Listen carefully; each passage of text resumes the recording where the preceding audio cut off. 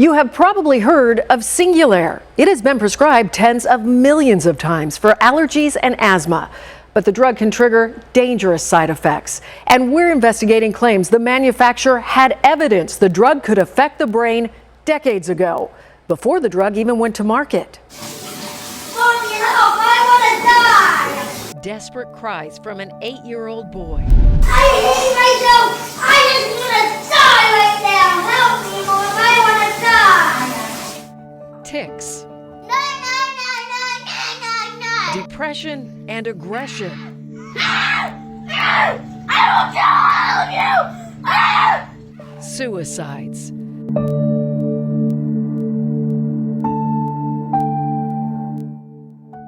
Just some of the potential side effects few people would associate with an allergy and asthma medication. I had a bad temper that I had never experienced before. Katie Johnson describes a major change in her personality. I was very short with my husband. I was very short with my coworkers. She says dark, even suicidal thoughts began taking over her mind just weeks after she started taking Singulair. Those thoughts took her down a dangerous path. I would be driving my car to work, and there were times where I can remember I wanted to drive my car off a bridge. What happened when you went off Singulair?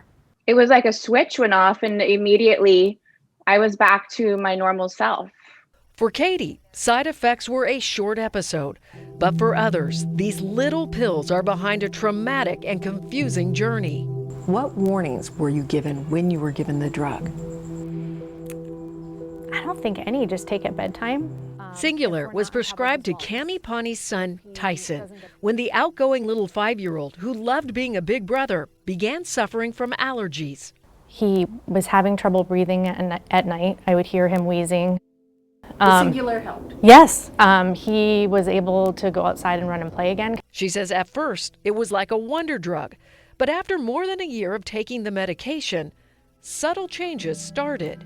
He would scrunch his nose all the time, shrug his shoulders, and he didn't seem aware of it when I asked him to stop. Gradually, there were more changes. Tyson went from happy and active to angry and uncontrollable. The sound of his sister's voices sent him into fits of rage, and he started to hate school. Which was odd. He loved school, was always a star student. He would scream before we'd get in the car. He would scream the whole way to school. He wouldn't get out of the car. How big of a personality shift was that? It was huge. This was not him. It would just be strange meltdowns over just random things like what color cup I gave him or what he had for dinner. And it would turn into tantruming loops for hours where you couldn't console him at all. Desperate to figure out what was happening, Cami took Tyson to multiple doctors. One diagnosed him with ADHD. Others wrote off the symptoms or blamed his age. Searching everywhere for information, Cami was eventually directed to an online support group dedicated to the side effects of Singulair. And that's when the light bulb went off, and I was like, that is it. That's our problem. Singulair helps prevent asthma symptoms before they start. At more than 30 million prescriptions annually, Singulair and its generic montelukast is one of the most prescribed drugs in the country. A decade after Singulair went on the market, warnings the drug could cause mental issues were included in the packaging, but not generally advertised. Side effects are generally mild and vary by age. In March of 2020, in a move that went largely unnoticed due to the pandemic, the FDA gave the drug a black box warning, its most serious warning that a drug may cause injury or death, stating, because of the risk of mental health side effects, the benefits of montelukast may not outweigh the risks in some patients. Why, after 20-something years, are we just now putting this significant warning on this drug? Attorney Kim Beck is connected to a number of lawsuits claiming the drug's manufacturer, Merck, had evidence more than 20 years ago, before the drug went to market, that it could affect the brain. In documents for Singulair's approval, animal testing showed 24 hours after a dose, the amount of drug goes down in the lungs, but actually increases in the brain. These rat studies that demonstrate that this drug does pass the blood-brain barrier, and Merck had an obligation to at very least say, is this a potential problem? Do we need to study this? So are you saying that Merck didn't do that? Based on the information we have right now, it certainly does not appear that Merck did that. And back in the 90s, before Singulair was approved to treat allergies and asthma, the manufacturer applied for a patent for the drug to treat a condition where blood vessels narrow in the brain. Why would the timing of that patent be important? Merck was saying, hey, this drug may pass the blood-brain barrier and be able to treat cerebral spasms. That's 2 years before the drug first hit the market in 1998. Taking a closer look at the new warnings on Singulair, one of the recommendations is to stop taking the drug immediately if mental health symptoms occur, which is what Cammie did with her son. It is severe psychiatric distress when they stop taking it. Cammie says when they stopped taking the drug cold turkey, Tyson suffered what she called extreme withdrawal. He got to a point where I didn't know if I needed to check him in an ER. We had to put him in a car seat because his body was flailing out of control. As Tyson's symptoms got worse, again, Cammie says doctors did not help.